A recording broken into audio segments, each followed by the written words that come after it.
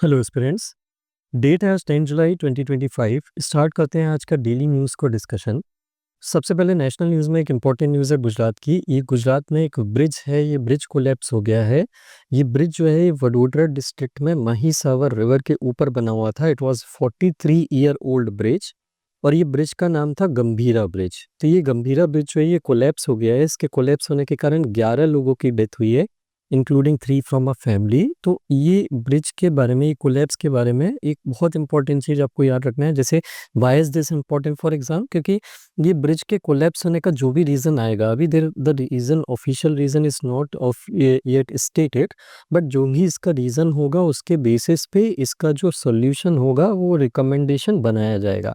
और ये जो ब्रिज कोलैप्सेस हैं ये काफ़ी फ्रीक्वेंट हो गए हैं, तो उस केस में ये ब्रिज कोलैप्सेस आके ना हो और लोगों की लाइफ्स का लॉस ना हो, उसके लिए क्या स्टेप्स लिए जाने चाहिए और एग्जिस्टिंग स्टेप्स क्या लिए गए हैं, ये दोनों चीज़ें पता होना बहुत इंपॉर्टेंट है for the purpose of mains rights writing.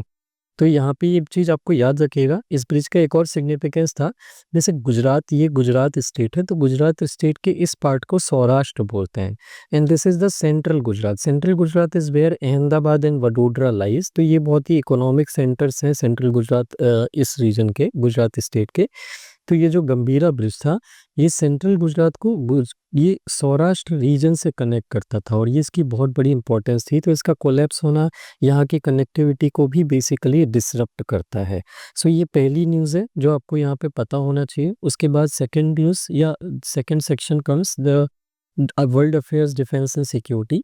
तो इसमें फर्स्ट न्यूज़ आती है डीआरडीओ से रिलेटेड। डीआरडीओ के एक ऑफिशियल ने ये चीज़ स्टेट करी है, ये बताया है कि डीआरडीओ ने इंडिया की डिफेंस मैन्युफैक्चरिंग में सेल्फ रिलायंस इंप्रूव करने के लिए पिछले साल 2024 में टेक्नोलॉजी ट्रांसफ़र के, प्राइवेट कंपनीज को टेक्नोलॉजी ट्रांसफ़र के 2000 लाइसेंसिंग एग्रीमेंट्स उनके साथ किए हैं और 200 से ज़्यादा प्रोडक्शन लाइसेंसेस जो है वो इशू कर दिए हैं। मतलब जो टेक्नोलॉजी उन्होंने रिसर्च एंड डेवलपमेंट से डेवलप करी थी उसको उन्होंने प्राइवेट कंपनीज को मैन्युफैक्चर करने की परमिशन दे दी है, उसकी टेक्नोलॉजी उनको ट्रांसफ़र कर दी है so that they can manufacture the same products. तो ये ऑफिशियल्स जो हैं इन्होंने एक और चीज़ हाईलाइट करी कि 130 हाई इंडस्ट्रीज़ जो हैं इनको आइडेंटिफाई किया गया है कि ये डिफेंस मैन्युफैक्चरिंग में या डिफेंस प्रोडक्शन में ये पार्टनरशिप उनके साथ की जा सकती है आने वाले 5 साल में, जिससे इंडिया की इंडिजिनस डिफेंस कैपेबिलिटीज़ जो हैं ये बढ़ेगी।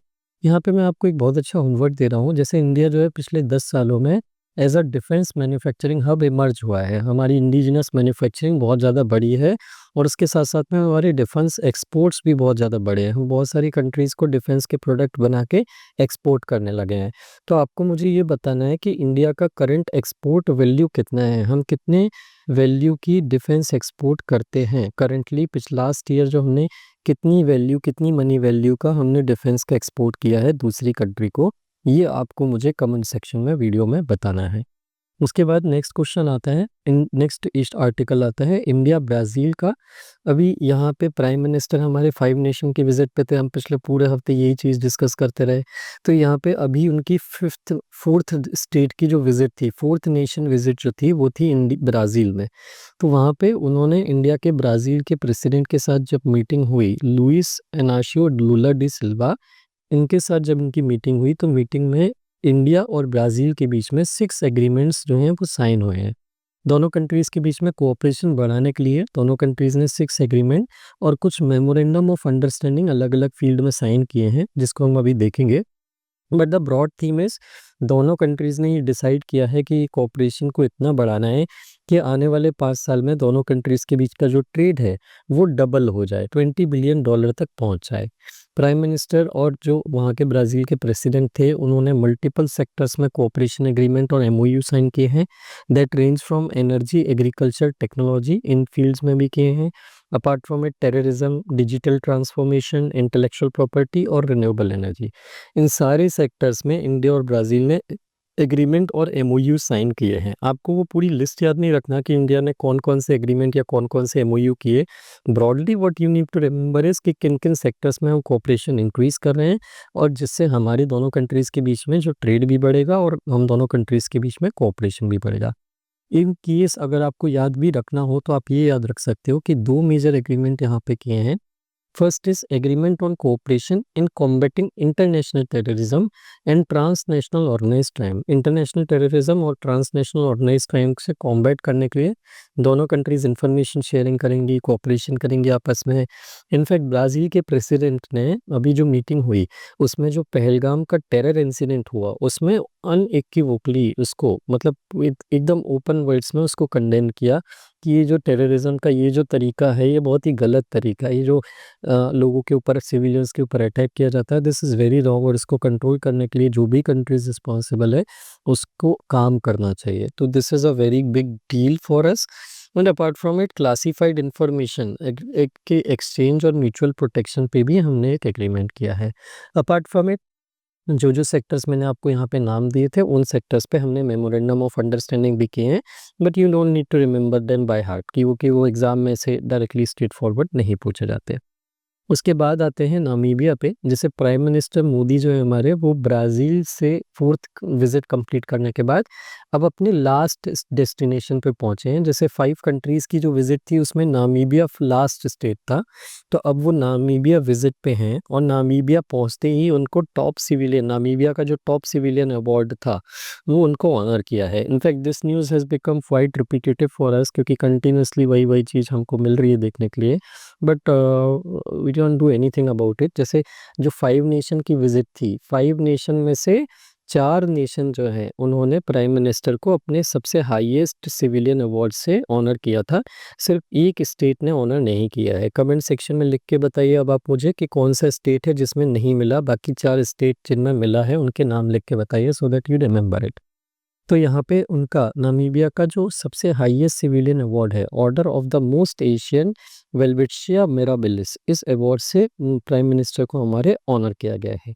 ये प्राइम मिनिस्टर को 27th अवार्ड मिला है अभी तक का फॉरेन गवर्नमेंट से, और जो करंट टूर है उसमें 4th जो है ये ऑनर है या अवार्ड है। हमने चारों पिछले हफ्ते में जो 4 अवार्ड मिले हैं उन चारों कौन कौन सी कंट्रीज ने दिए हैं वो चारों हमने डिस्कस किए थे इफ़ यू रिमेंबर इट।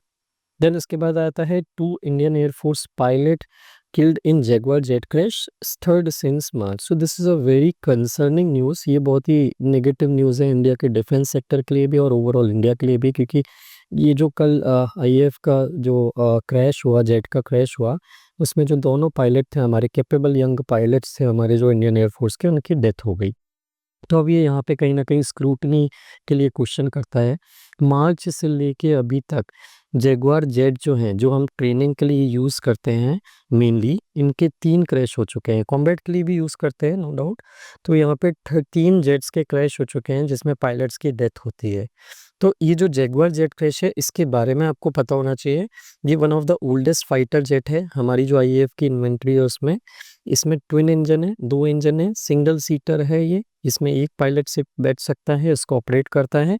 और इसकी जो स्ट्राइक, ये डीप पेनिट्रेशन स्ट्राइक एयरक्राफ्ट है। एनिमी टेरिटरी में ये बहुत डीप एंटर होके अपनी कैपेबिलिटी रखता है उसे स्ट्राइक करने की। इसकी maximum speed 1350 kilometre per hour है। पहला जो जैगुआर था ये कब इंडक्ट हुआ था हमारे स्क्वाड्रन में? जुलाई 26, 1979 को। So you can see there कि यहाँ पे नियरली 50 ईयर्स होने वाले हैं इस जैगुआर एयरक्राफ्ट को हमको परचेज करें। करेंटली इंडियन एयरफोर्स के पास 6 स्क्वाड्रन हैं जैगुआर एयरक्राफ्ट के। एक होमवर्क और यहाँ पे आपको दे रहा हूँ। ये 6 स्क्वाड्रन मतलब ये स्क्वाड्रन का मतलब क्या होता है? इंडियन एयरफोर्स के एक स्क्वाड्रन में कितने एयरक्राफ्ट होते हैं ये मुझे आपको सर्च करके कमेंट सेक्शन में बताना है। देन उसके बाद आते हैं नेक्स्ट न्यूज़ पे, ग्लोबल वार्मिंग से रिलेटेड, एनवायरनमेंट से रिलेटेड। तो यूरोप की एक क्विक या रैंडम या रैपिड स्टडी ये बोलती है कि पिछले कुछ टाइम में, पिछले साल जो last week, sorry not even last year, last week Europe में अराउंड 2300 लोगों की डेथ हुई है 12 सिटीज़ में। और इनमें से 2300 में से 1500 लोगों की डेथ सिर्फ इसलिए हुई है क्योंकि क्लाइमेट चेंज हो रहा है।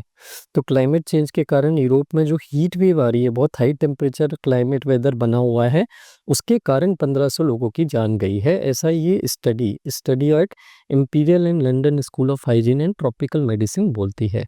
तो ये चीज़ आपको यहाँ पे याद रखना है। This is a very very important news. ये यहाँ पे बहुत ज़्यादा इम्पॉर्टेंट है, क्योंकि जब कोई स्टडी ऐसा बताती है कि क्लाइमेट चेंज के कारण ये डिज़ास्टर आया है या इम्पैक्ट आया है, इतने लोगों की डेथ हुई है, तो वो चीज़ आप मेंस की आंसर राइटिंग में क्लाइमेट चेंज से रिलेटेड आंसर लिखते हो, तो वहाँ पे ये सारी स्टडीज़ को एग्जाम्पल के फॉर्म में आप यूज़ कर सकते हो। जैसे हमने कल टेक्सास की फ्लडिंग के बारे में भी पढ़ा था कि कुछ लोग टेक्सास की जो फ्लडिंग है, इतने बड़े स्केल की जो फ्लडिंग आई है, उसे भी क्लाइमेट चेंज को असाइन कर रहे हैं कि ये भी क्लाइमेट चेंज के कारण हुआ है। तो ये सारे एग्जाम्पल, इनमें से 4-5 एग्जाम्पल आपको by the end of the year अच्छे याद होना चाहिए, बड़े एग्जाम्पल, जिसको आप आंसर राइटिंग में एग्जाम्पल की तरह यूज़ कर पाओ। Then Turkey and Pakistan discuss defence industry and energy cooperation.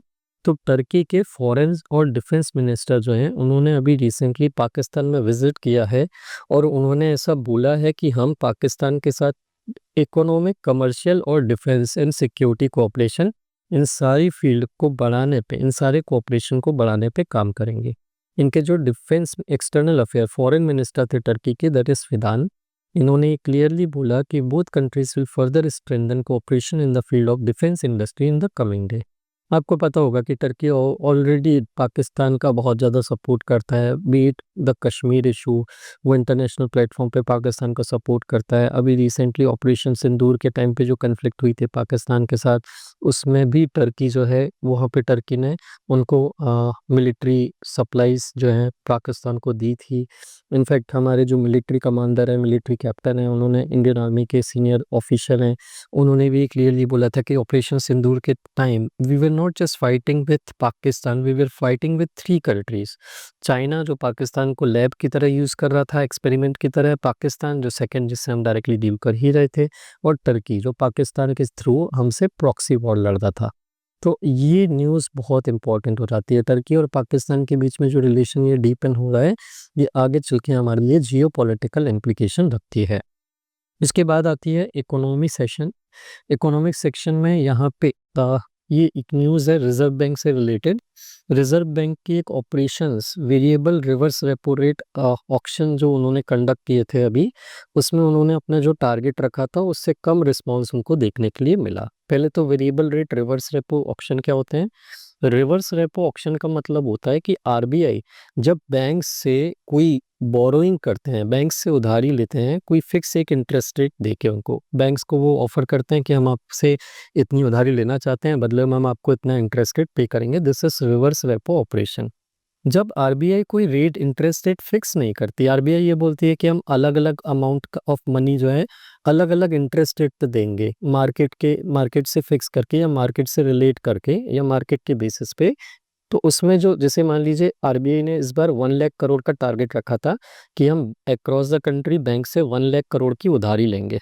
तो ये 1 लाख करोड़ में पूरा 1 लाख करोड़ एक फिक्स इंटरेस्ट रेट पे उधारी पे नहीं लेंगे। जैसे इसमें से मान लीजिए 10,000 करोड़ है, ये वो बैंक से जो है वो 7% इंटरेस्ट पे ले लेंगे। फिर 10,000 करोड़ और है, ये 6% पे ले लेंगे। फिर और 10,000 करोड़ है, ये 5% पे ले लेंगे। ऐसे करते करते वो अलग अलग अमाउंट अलग अलग इंटरेस्ट रेट पे उधारी पे लेंगे, ताकि बैंक्स को ज़्यादा से ज़्यादा बिड डालने का मोटिवेशन रहे। तो उन्होंने ये टारगेट जो रखा था 1 लाख करोड़ का, ये उससे कम अचीव हुआ। बैंक्स ने सिर्फ 97,000 करोड़ के लिए ही बिडिंग करी, और कट ऑफ इंटरेस्ट रेट जो आया, लास्ट इंटरेस्ट रेट जिस पे आरबीआई ने borrowing Lee, that was 5.49%।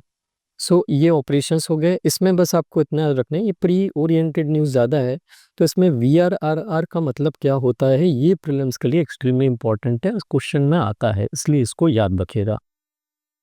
Then इसके बाद आता है डोनाल्ड ट्रंप एंड उनके टैरिफ्स। तो डोनाल्ड ट्रंप ने जो है कल फिलीपींस और 6 मोर कंट्रीज, टोटल डोनाल्ड ट्रंप ने कल 7 कंट्रीज पे हाई टैरिफ्स जो हैं अनाउंस कर दिए। तो उन्होंने ये बोल दिया कि अगस्त 1 से बहुत सारी ये जो 7 कंट्रीज़ हैं, इनके ऊपर ये हायर टैरिफ लगाएंगे। तो उन्होंने क्या बोला कि इन्होंने लीबिया, श्रीलंका, इराक और अल्जीरिया पे 30% टैरिफ वो डिक्लेयर किया है। देन मोल्डोवा एंड ब्रुनेई, इन पे 25% टैरिफ अनाउंस किया है। जबकि फिलीपींस पे उन्होंने 20% रेट जो है टैरिफ जो है वो अनाउंस किया है। तो ये जो नए नोटिसेस उन्होंने इशू करे हैं नई कंट्रीज़ के लिए, इससे टोटल नंबर ऑफ कंट्रीज़ जिन पे ट्रंप ने टैरिफ हाइक कर दिया है वो 21 पहुंच गई है, और उनका टारगेट है कि by the end of July वो सारे जो है टैरिफ जो है वो डिक्लेयर कर देंगे। 1 अगस्त से सबके ऊपर न्यू टैरिफ या वो नए नए रेट जो हैं इम्पोर्ट के ड्यूटी के वो लगेंगे। तो इसमें इंडिया पे अभी उन्होंने टैरिफ डिक्लेयर नहीं किया है, इंडिया से अभी नेगोशिएशन चल रहा है डील के लिए कि हम आप इंडिया और यूएस के बीच में क्या टैरिफ रखा जा सकता है, उसकी एक ट्रेड डील साइन करने की अभी नेगोशिएशन चल रही है। Whenever the result come we will discuss it here.